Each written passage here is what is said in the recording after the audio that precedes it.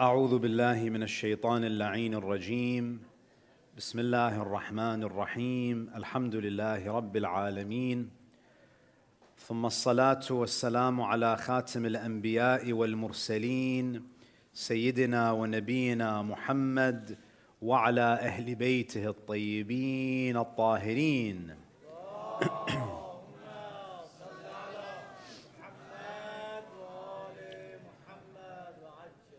ولعنة الله على أعدائهم ومنكر فضائلهم من الآن إلى قيام يوم الدين.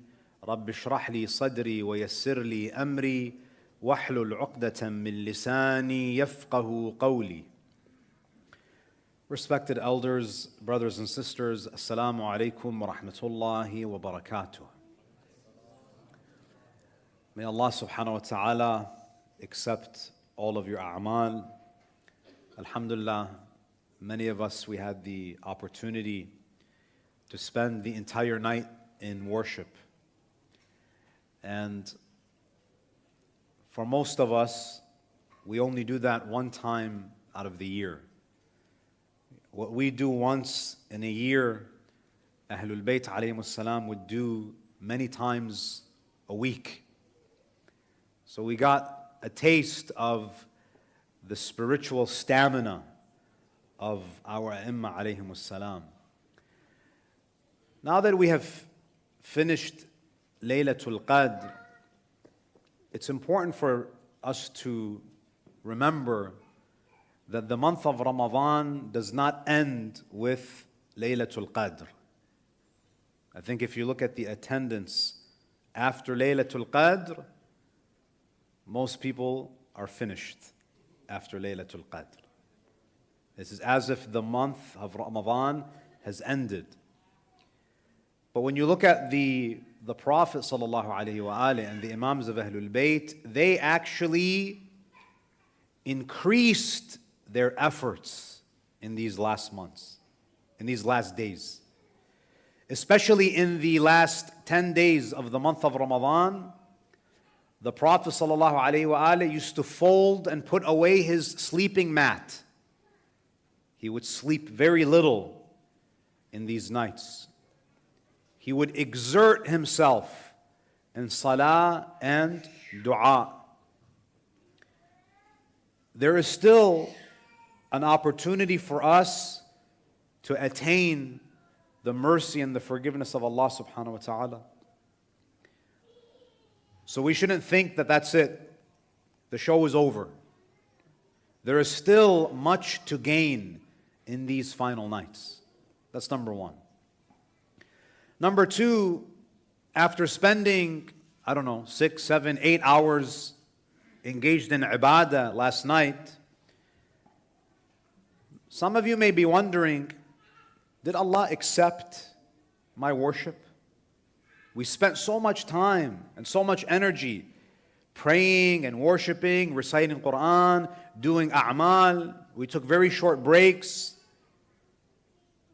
How do I know that my worship was accepted and pleasing to Allah? Because ultimately, that's what counts. It's not just doing the actions, but doing them in a way that is accepted by Allah. There's the performance of the action, and there is the acceptance of the action. No matter how great the deed is, it only has value if Allah accepts it. This is why in the Quran, when we look at Ibrahim and Ismail, after they finished reconstructing the Kaaba, can you think of anything that is more noble than that? They are literally raising the foundation of God's house. There is nothing that you and I could imagine that would be more sacred than doing that amal. So think of Ibrahim putting brick upon amal in the form of this physical labor. After he finished building the Kaaba, what did he say? Allah mentions it in the Quran.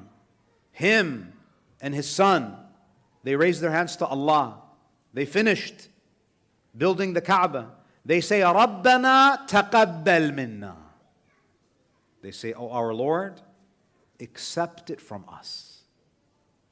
This shows you that Ibrahim and Ismail, they understand that even if you build the Kaaba, it doesn't have any value unless it's accepted by Allah. Because there are many people who have built and renovated Kaaba.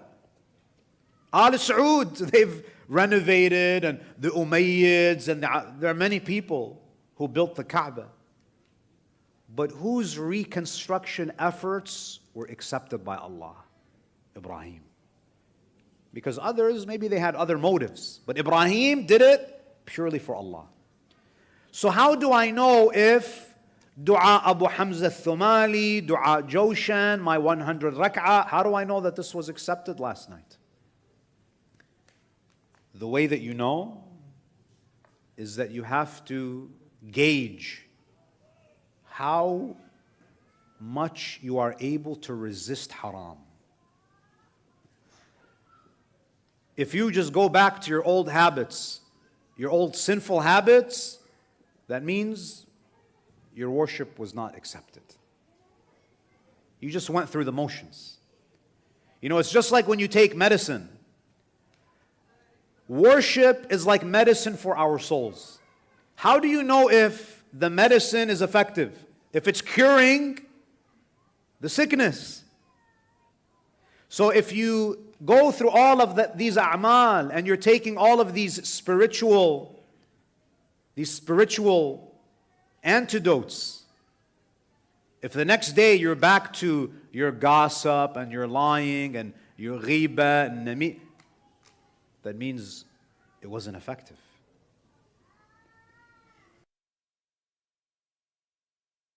You want to ensure that that effort did not go to waste.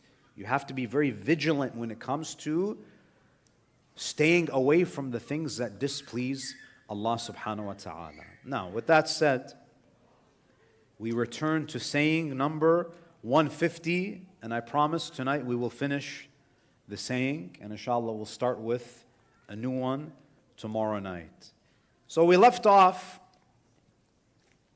at the phrase where the Imam alayhi salam, again, he's speaking about a type of person that we should not become. We should avoid turning into this type of person.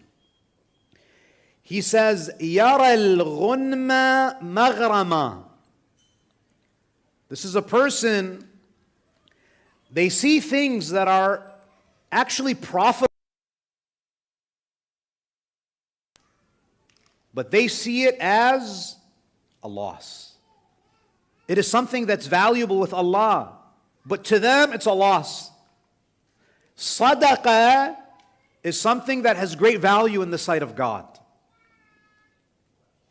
But this person, he doesn't see sadaqah as a gain. He doesn't see it as him profiting from that transaction. He sees it as a loss. He looks at his balance, okay, now I have less money. It's a loss for him. Salatul Jama'ah is something that is very valuable. It's something that has great reward.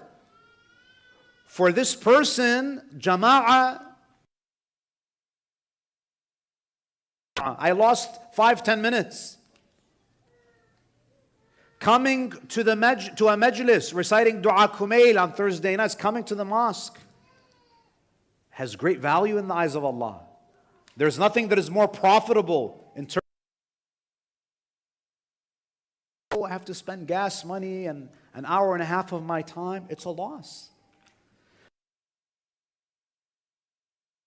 Things that have real value as a loss. And then what? وَالْغُرْمَ مَغْنَمًا. And they see it as profitable. They engage in haram transactions. He's making money, yes, but he's losing his akhirah. So the things that are actually a loss, he sees them as profitable. It's haram to sit at a table where alcohol is being served. But to him, it's not a loss. I get to brush shoulders with very influential people in this industry. I see it as a gain. Amir al-Mu'mineen says, no, you're mistaken. You have a very limited vision. You see the pixel and you're excited about it, but Allah, He sees the picture. You're at loss. Stating loss as somehow profitable. And the Imam, he says, يَخْشَى الْمَوْتِ. He fears death. وَلَا يُبَادِرْ الْفَوْتِ. He fears death, but he doesn't do anything to prepare for death. You know, it's very similar. Imagine you have someone, exam, they're very worried. Okay, you're worried. What are you doing about it? He's not studying, not going to the library, not reaching out to people who could potentially tutor him. You're worried about the final exam, at least do something to prepare for it. Doesn't do anything. Imam says there are people who worry about death, but they don't do anything in anticipation. So on one hand, they're worried, but usually when you're worried about something, it should compel you and propel you towards preparation. So there's this contradiction. You're afraid of death, you're worried about death, but you are complacent. You don't do anything. Now, there's an interesting narration that we have about death. You know, when you think about death, on the one hand, we have all of these ahadith that tell us that death is something that is positive for a believer. Death is liqa'ullah. Death is the moment where a human being encounters God. But when we reflect on death, I think the overwhelming majority of us are terrified of death. We're afraid of it. You know, there's a narration where the Prophet ﷺ, he says, "La sallu ala Muhammad wa ali Muhammad."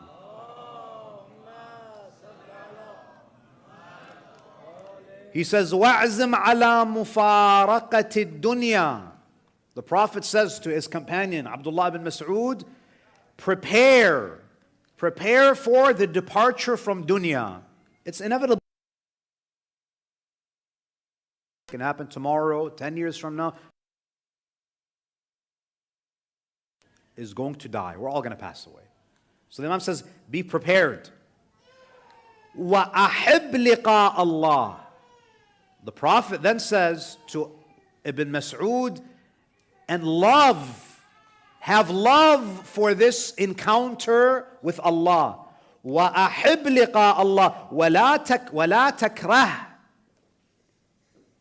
And do not dislike meeting Allah. And then the Prophet says, فَإِنَّ اللَّهَ يُحِبُّ لِقَاءَ مَنْ يُحِبُّ لِقَاءَ. Because Allah loves to meet the one who loves to meet Him. وَيَكْرَهُ لِقَاءَ مَنْ يَكْرَهُ لِقَاءَ. And Allah dislikes to meet the one who dislikes meeting Him. Now this hadith caused a lot of anxiety among many generations of Muslims. In fact, there was a man who came to Imam al-Sadiq, and he was familiar with this hadith. And he comes to the Imam, and he says, قُلْتُ أَصْلَحَكَ اللَّهِ. Oh Imam, I need your help. I need some clarification about something.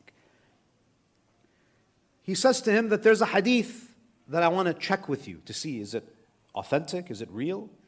مَنْ أَحَبَّ لِقَاءَ اللَّهِ أَحَبَّ لِقَاءَ. Whoever loves to meet Allah, Allah loves to meet him. And whoever hates to meet God, who's afraid of death, who doesn't want to meet God, Allah doesn't want to meet him. Because Allah, He doesn't want to impose Himself. Right? Imagine there's someone that you know doesn't want to meet with you. You don't want to impose yourself. So He's asking the Imam, is this true? That if you love to meet God, Allah loves to meet you. But if you don't want to, if you're afraid to meet God, if you don't like to meet God, Allah doesn't want to meet you. The Imam says, yes, this is true. This is a true hadith. قُلْتُ, this is where the man, he becomes very honest. قُلْتُ فَوَاللَّهِ إِنَّا لَنَكْرَهُ الْمَوْتِ. Ya Ibn Rasulullah, I want to be honest with you. We all hate death. We all dislike death. So does that mean that Allah doesn't want to meet me? Because it's very rare to find someone who is truly okay. We have a lot of anxiety about death. The moment we get a little bit of a pimple or a bump, we have to go straight to the hospital. Right? We worry. فَوَاللَّهِ إِنَّا لَنَكْرَهُ الْمَوْتِ. We don't like death. The Imam, he then says, فَقَالَ عَلَيْهِ السَّلَامِ لَيْسَ ذَلِكَ حَيْثُ تَذْهَبْ. The Imam says, no, the hadith is not what you understood. It has a different meaning. إِنَّمَا ذَلِكَ عِنْدَ الْمُعَايَنَةِ إِذَا رَأَى مَا يُحِبْ. The Imam, he says, no, that love for meeting God, it happens to a believer when they are actually transitioning to the akhirah. When they start to see the world of the hereafter.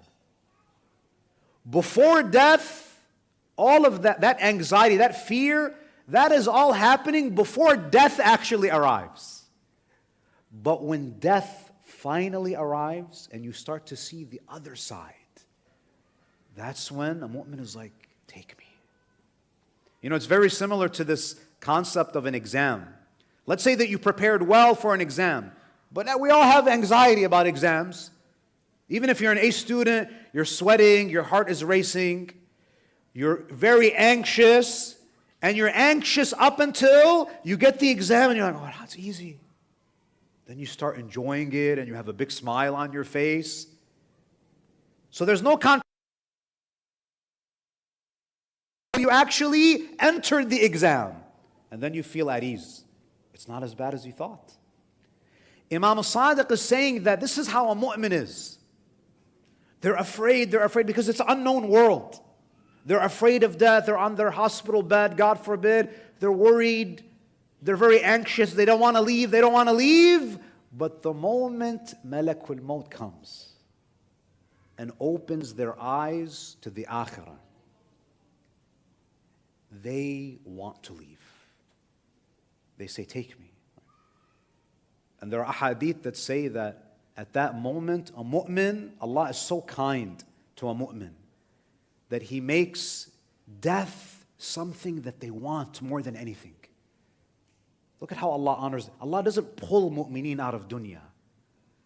Mu'mineen, they run towards the akhirah. They see the Prophet. They see and the angel of death say that these are your companions. Do you want to stay or you want to come with them? And the mu'min will want to leave. So the Imam alayhi salam, he says that this is the condition of the mu'min. Every believer loves to meet God when they finally see for the first time what is waiting for them on the other side.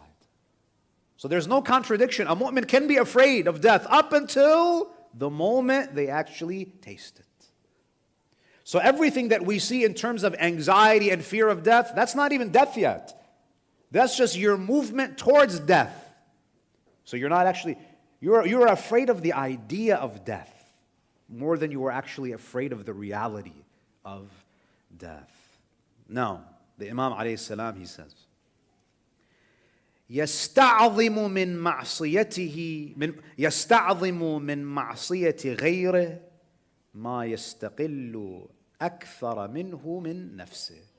The Imam says, he, again, this hypothetical, he is someone, and it's also not just a he, it's a she, it's a person, a he or a she who exhibits these qualities. He regards great the sins of others, but he regards small the sins that he commits that are actually greater than the sins of others. Meaning what? He always underestimates the gravity of his mistakes. And he overestimates the shortcomings of others. The Imam has mentioned this more than once already in this hadith. This is very important, brothers and sisters. One of the biggest problems with human beings is we don't accurately evaluate ourselves or other people. We're bad at evaluating people in general, especially ourselves. We will give ourselves a million excuses. We'll give ourselves 70 excuses. But when it comes to other people, we will make 70 accusations. You know, it's the opposite. When it comes to other people, we will hold them to the highest standard. Islam says, if a believer makes a mistake, try to make excuses for them. Maybe they did this out of ignorance, maybe they didn't know. Right? When it comes to other people, you need to make excuses for them. When it comes to you, don't make excuses for yourself. You should be more tough on yourself. Because you know yourself. بَلِ الْإِنسَانُ عَلَى نَفْسِهِ بَصِيرًا. You know yourself. You know what's in your own heart. So why are you so easy to give yourself excuses? You know what's inside, but you don't know what's in other people's hearts. So you make 70 accusations about people while you don't know the condition of their hearts, and you know the condition of your heart, yet you make 70 excuses for yourself. See the human being? The Imam says you have to look inward. You have to be more strict with yourself. وَيَسْتَكْثِرُ مِنْ طَاعَتِهِ مَا يَحْقِرُهُ مِنْ طَاعَةِ غَيْرِهِ. When you do good, you consider it the ultimate feat, the ultimate achievement. And if someone does the same thing, you consider it nothing. Right? You know, you host iftar in the month of Ramadan, oh, subhanAllah, you act as though you have fed all of the hungry people of the world. You're so proud of yourself. SubhanAllah. And you always talk about it wherever you go. By the way, did you like the iftar from 3 years ago? That was me, right? You're so proud of the good that you do. But if someone does the same thing, it's not a big deal. So what? You served iftar.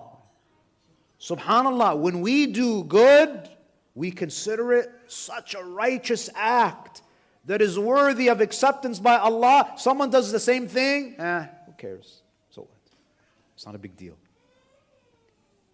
A mu'min should be the opposite. What you do, you should consider it nothing. Because how do you know? Maybe Allah didn't accept it from you. When someone else does something even smaller than you, you should appreciate it. You should encourage it. Right? That's how you develop. That's how you develop humility. You should train yourself to forget the good things that you've done. Don't forget your shortcomings, because that will keep you humble. Forget about the good. But the problem is, we're the opposite with people. We remember every good thing that we've ever done. Maybe we even have a journal of our good deeds, just so we don't forget. We remember all the good that we did. But the mistakes that we made, we barely remember the sins that we committed yesterday. We forget them. Easy to forget those. And when it comes to the good that other people do, we're very quick to forget the good that they do. But what don't we forget? We don't forget the mistakes that people made, right? We have a lot of, subhanAllah, opposition research. We have files on people. This, you did that. You see how it's all backwards? It's supposed to be the other way around. فَهُوَ عَلَى النَّاسِ طَاعٍ. When it comes to people, he rebukes people. طَاعٍ. He criticizes people. Very quick to criticize. وَلِنَفْسِهِ مُدَاهِنْ. But when it comes to his self? No, he flatters himself. He's very strict with other people, very easy with himself. Flatters himself. And then the Imam says, and this description is quite scary. اللهو مع الأغنياء أحب إليه من الذكر مع الفقراء. He enjoys being in gatherings of entertainment with rich people more than he likes gatherings of remembrance of God with poor people. If you tell him, let's go to this party, and by the way, there's someone, he's a multi-billionaire, and this guy, he owns X amount of companies, and this guy, he drives a Bugatti. Oh, you'll go very quickly. You would love to be in that gathering.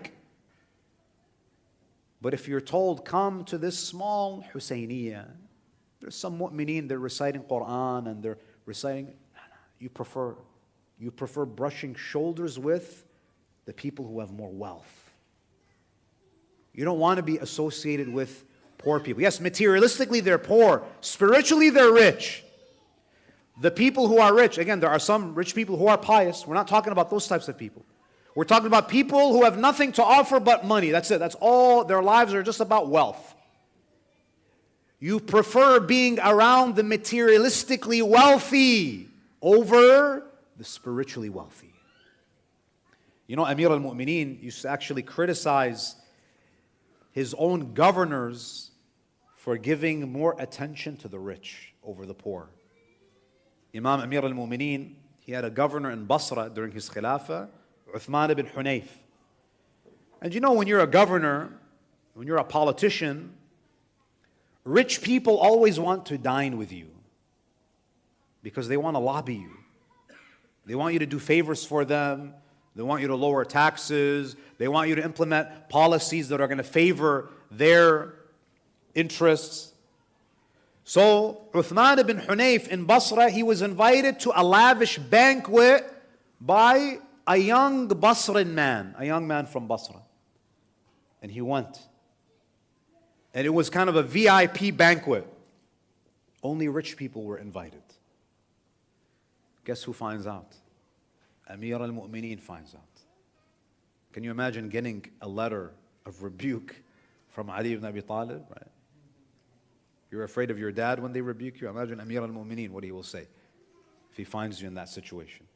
So the Imam, he writes him a letter, and he said to him that news has reached me that a man from Basra invited you to his banquet. And you quickly responded. You were very quick to accept that invitation. And in that gathering, there were trays and bowls and plates of a wide variety of foods. Imam says, I never thought that you were the type of person who would attend a gathering where the rich people are welcome, but the poor people are not allowed to attend. Imam said, I didn't think that you were that type of person. And the Imam says, you should take an example from your Imam. You're just a governor, I'm the Khalifa. And I only have 2 garments. Amir al-Mu'mineen, he had clothes, one garment that he would wear in the summertime and one garment in the winter. One day Amir al-Mu'mineen is sitting on the minbar, and as he's speaking, he's airing his clothes like this. So there was a young boy, he was sitting with his father. He said, oh my father, what is Ali doing? Why is he doing this with his clothes? He said to his son, he says, because Amir al-Mu'mineen, it's the summertime, he only has one garment, and he washed it with his hands. And he didn't have enough time to dry it. So he's drying it. He's air drying it. He's fanning it with his hands. That's Amir al-Mu'mineen. Amir al-Mu'mineen is someone who really believed in justice. These people today, they're a joke. The world leaders today with their conferences and their human rights organizations, These people are all talk. They have these conferences, but only Ali actually lives by these values. So the Imam is saying that don't be the type of person who gives access to rich people and you deny the poor. You are responsible for everybody. In fact, you should favor the poor. Because if anyone goes hungry or does not get their due right while you're governor, Allah is going to hold you on the Day of Judgment. Positions of power are not privileges. This is a responsibility. And that's what people don't understand today. Sometimes even our own community members, they don't understand. If a politician comes and we have to roll the red carpet and we act as though the king has arrived. No, no, no. This guy works for you. Right? He works for you. He's a public servant. So he's not doing you a favor by coming to your masjid. Number one, we shouldn't invite any of them, by the way. They're shameful, then they don't deserve to be invited. Because none of them have done anything for the people, the Mazloom people of Gaza. In any case.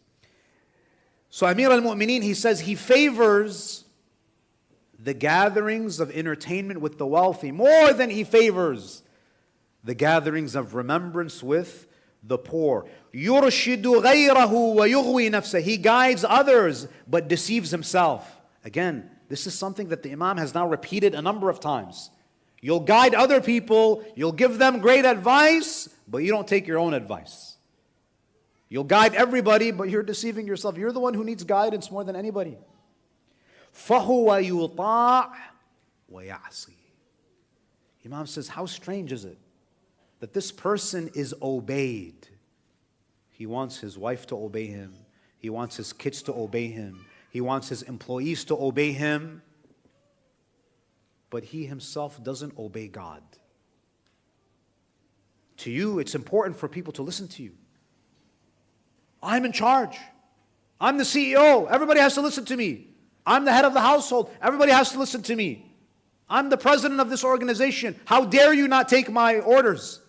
How dare you disregard my requests? Oh, you don't like it when you are disobeyed, but you're okay to disobey Allah subhanahu wa ta'ala? So there's this double standard. You understand the importance of obedience when it's to you. What if Allah treated you the same way that you treat the people who disobey you? You're a CEO, this employee doesn't listen to you, you're fired, get out of here. Replace you. Should Allah do that with you too? You wouldn't last 5 minutes as a servant of God if He was like that with you. So you are obeyed, but you disobey Allah subhanahu wa ta'ala. وَيَسْتَوْفِي وَلَا يُوفِي. He expresses loyalty. He expects loyalty. You have to be loyal to me. But he's not loyal. Anyone who you've done a favor for, you expect them to be loyal to you. I did you a favor. How could you backstab me? After everything I did for you, you betray me? How about Allah subhanahu wa ta'ala? What has Allah given you? And you disobeyed Allah. You betrayed Allah. You were not loyal to Him after everything He gave to you. Why is it that loyalty is only about you? You have a loyalty that you owe to Him. You have a loyalty that you owe the people who He chose to guide you. Where is your loyalty for Imam Sahib al-Zaman? Where is your loyalty to Ahlul Bayt? You have a debt of gratitude to pay them. If it wasn't for them, your wife wouldn't be halal for you. You wouldn't know who's halal for you to marry. You would know nothing. Where is the loyalty? Do you not feel indebted to them? وَيَخْشَى الْخَلْقَ فِي غَيْرِ رَبِّهِ. You fear people, but not for the sake of God. It's good to be afraid of people in the sense that you don't want to wrong anybody, because you're responsible before God. But you're afraid of people for the wrong reasons. Oh, I'm afraid of this person because he has money. I'm afraid of this person because he has political power. You are afraid for the wrong reasons. Your fear is not based on iman. It's based on an exaggerated estimation of dunya. وَلَا يَخْشَى رَبَّهُ فِي خَلْقِهِ. But you don't fear God in your relationships with His creation. You see someone who's weaker than you and you stomp on them. You see someone who's not as smart as you manipulate them. You take advantage of people, you exploit them. You don't fear God. Do you know that, yes, maybe you fooled and you manipulated this person, but this person has a Lord that you have to answer to on the Day of Judgment. You know, that's why sometimes you notice that some kids, when they go to school, the teacher, the principal, they don't mess with certain kids because their parents are powerful. The parents are wealthy, they're well connected, they'll keep away from certain kids. But if this is the child of an immigrant, his parents don't understand English, they'll have a field day with the kid. Why? Because they know that there's no guardian. Every single human being has a guardian. Allah is their guardian. When you mess with people and you oppress them, don't think you got away with it. You have to answer to Allah subhanahu wa ta'ala. Allah is their guardian. And what a powerful guardian He is. He's the creator of the heavens and the earth. You want to go to war with Him? So that's why Amir al-Mu'mineen alayhi salam, with this hadith, we conclude here. And I think that after spending, 3-4 nights on this hadith, if you review this hadith every day, this is what is needed to live a life of dignity and to live a life of prosperity in this life and the hereafter. And this is why, again, Sharif al-Radhi said, and I'll end with this, just as we began, Sharif al-Radhi rahmatullahi alayhi says, وَلَوْ لَمْ يَكُنْ فِي هَذَا الْكِتَابِ إِلَّا هَذَا الْكَلَامِ لَكَفَى. If there was nothing in Nahjulbalagha except this one saying of Ali, it would have been sufficient. وآخر دعوانا الحمد لله رب العالمين وصلى الله على محمد وآله الطاهرين.